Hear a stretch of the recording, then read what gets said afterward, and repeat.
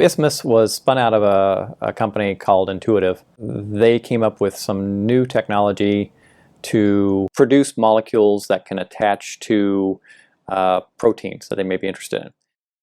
Basically, when we begun working in assay development in Intuitive, we pretty quickly hit on the fundamental limitation that a lot of diagnostics companies come to. And that is that the quality of the diagnostic that you develop is largely dependent on the material that you put in the diagnostic, mostly biological material. One of the biggest categories of that material is antibodies. Antibodies have been around for 100 years, very mature in the way that they're developed, but there's a lot of things missing in the potential for developing binders that are better than antibodies, more stable, and can be developed faster and cheaper. As we continue to progress, we actually think that this could be a replacement for antibodies across uses from research to diagnostics.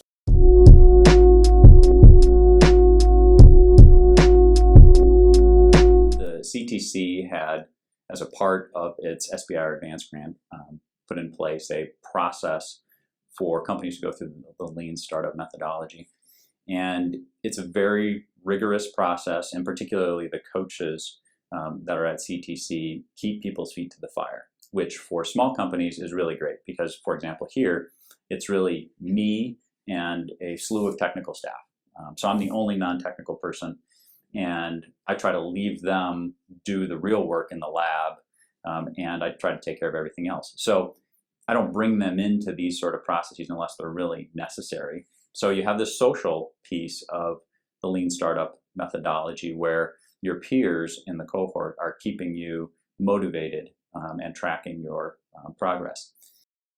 They really saw the value in the lean startup process and really went out and did the research that needed to be done to validate their hypotheses that these customers are there or these customers are not there, and make the pivots that are necessary to try to find out who is a customer that's willing to pay for their technology. They did wind up getting an SBIR Phase 1 proposal. Typically, Phase 1 proposals are in the $150,000 range. And this gets them a 6-month project to be able to develop the technology. So that's where some of the funding came from.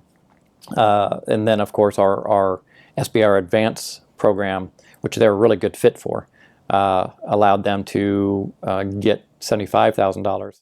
It's really a fantastic resource. And considering that it's no cost to us as a small company on a tight budget, it really can't be beat.